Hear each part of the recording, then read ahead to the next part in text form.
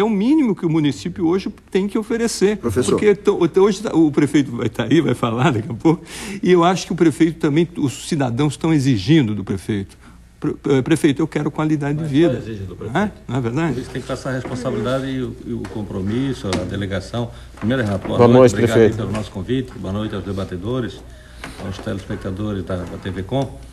Muita satisfação que estamos aqui debatendo também esse assunto de extremo interesse das nossas cidades. Se olharmos aí o aspecto histórico de ocupação e desenvolvimento das cidades, isso não é a realidade de Santa Catarina, nem Brasil, é mundo. As cidades foram se desenvolvendo ao longo dos rios, né, por questões logísticas, de abastecimento, de segurança, de transporte, né, e essa é a realidade que está colocada aí para a humanidade, não é só Brasil, Santa Catarina, né. E eu concordo com o senhor, os municípios estão sendo muito cobrados em relação a esse assunto, como já falou o nosso colega o Hélio também, né, do Sinduscom, e eu acho que, eu não tenho dúvida nenhuma, eu tenho convicção absoluta de que é o plano diretor das cidades que tem que reger essa questão, essa norma, né? Até porque a realidade local, quem conhece é o prefeito, são os técnicos do município, né? E o órgão municipal, a prefeitura, ou seja, o órgão que vai gerir essa questão do licenciamento, é tão competente quanto ou mais até do que o órgão federal ou o órgão estadual. Eu acho que essa competência tem que ser do município primeiro, segundo do órgão estadual e, em último caso, aí sim no caso de grandes biomas, de grandes áreas de interesse ambiental, grandes áreas de interesse ambiental, de assuntos que interferem em regiões extensas, em um ou mais estados, né? Mas no caso intermunicipal e municipal especificamente, tem que ser do órgão estadual ou do órgão municipal, porque com certeza é bem mais competente do que o órgão federal. Porque nós temos, inclusive, aí faço uma provocação, né, de sociólogos no órgão federal liberando licenciamento para municípios que não diz respeito, não tem nada a ver com questão de sociologia.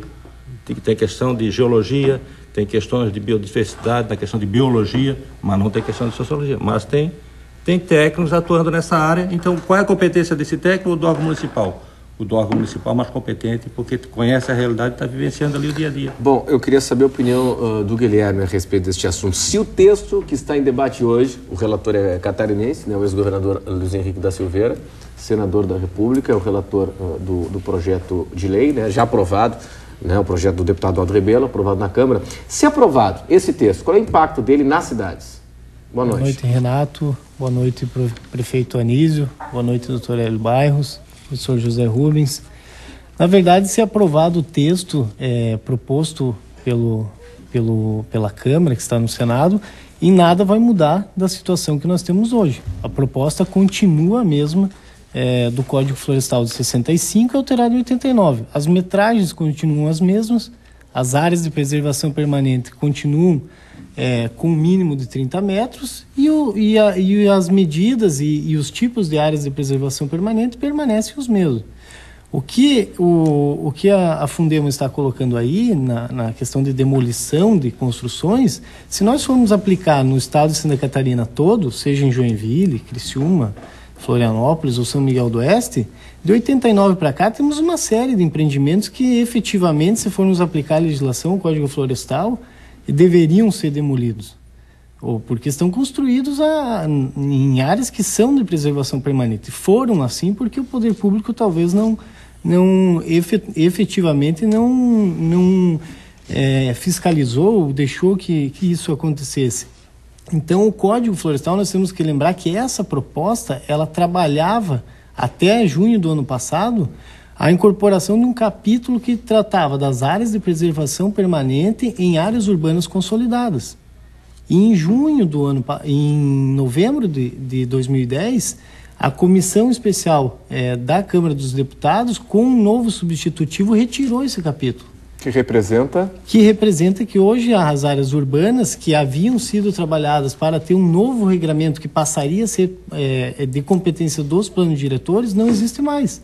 E nós continuamos no mesmo status que estamos hoje, dependendo da jurisdicionalização dessas questões, ou seja, para que haja uma diminuição na metragem em áreas urbanas ou que haja possibilidade de construir em áreas urbanas consolidadas, que já são totalmente urbanizadas, acaba tendo que parar no judiciário. Então há um hiato na legislação. Há um hiato. Havia uma possibilidade de se trabalhar para se construir... Só para entender então o seguinte, a parte que previa áreas de preservação permanente, nas áreas urbanas... Consolidadas. Isso aí com responsabilidade para o município, regramento por parte do município, isso aí foi retirado? Foi retirado. O artigo dizia que em áreas urbanas consolidadas, quem diria as metragens, os limites das áreas de preservação permanente seria o plano diretor ou leis de uso e ocupação do solo. O que estava isso é no código do... E era no relatório do deputado Aldo Rebelo, proposto em junho de 2010. E esse foi aprovado com essa parte foi aprovado na Câmara ou não? Não, essa parte foi retirada em novembro e aí foi aprovado esse texto agora que faz engloba num pacote geral. Tira o poder do município para legislar sobre esse assunto. O poder não determina o que dizia antes, que poderia o município trabalhar isso dentro dos planos diretores. Agora não pode. Agora, dessa forma, vai continuar no mesmo estado que temos hoje. Aí nós teremos mais insegurança jurídica. Com um agravante que, doutor Guilherme, é que faz confusão com as áreas de APP, as de Restinga. Uma hora ele dá um conceito na introdução, que está aqui, amplo da definição das várias áreas, e depois, no caso específico, ele restringe. Mas o que é importante ressaltar aqui, Renato, é que tirou-se completamente o poder do município de interferir na questão ambiental, e só estabeleceu obrigações para o município, que vai ter que limpar as áreas, e isso está aqui, não tem como recuar. Ganhos na justiça, como o doutor Guilherme sinalizou aqui, de determinadas situações, há um entendimento que não seria 15 metros, então isso está completamente eliminado. A regra agora é outra, é a legislação federal, com essas condições de que não se pode fazer nada. E as áreas de ocupações, já ocupadas, áreas clandestinas, vão ter que ser legalizadas, vão ter que ser reurbanizado, que é interessante. Mas e o lado formal? Como é que nós ficamos? Né? Não há essa segurança, essa transparência nessa legislação, porque ela é altamente confusa. Nós temos condições hoje, Renato, os municípios estão instrumentalizados através dos órgãos, dos conselhos, as prefeituras, a questão ambiental, doutor, nós defendemos hoje como um valor agregado ao produto e à vida. Não é mais só uma necessidade pessoal, é a vida. Então, nós é que temos aqui, em Governador Celso Ramos é uma realidade, Florianópolis é outra, Biguaçu é outra, São José é outra. Então, nós não podemos fazer uma regra ambiental como se o país tivesse só um bioma.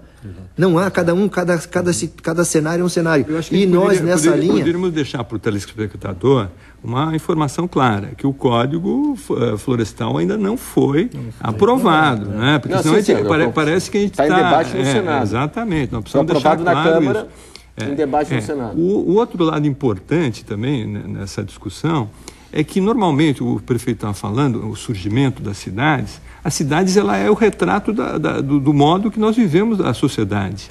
E a sociedade é uma sociedade capitalista. E nós temos que entender que hoje o viés ambiental também é importante para esse regramento. Então, quer dizer, nós temos que sair da cidade que um dia constrói aqui um jeito, de outro constrói outro jeito, para ser mais humanizada do ponto de vista de qualidade de vida. Então, talvez seja um passo difícil de ser dado, mas ele começa por um plano diretor bem feito, olhando a preservação ambiental. Bom, senhores, eu preciso chamar um intervalo comercial para, daqui a pouco, eu quero saber o seguinte: é possível, no entendimento dos senhores, uma regra nacional, uma regra para todo o país, num Brasil de tamanho continental, né? Com diversas realidades, ecossistemas variados, diversificados? A gente vai discutir isso daqui a pouco, depois do intervalo.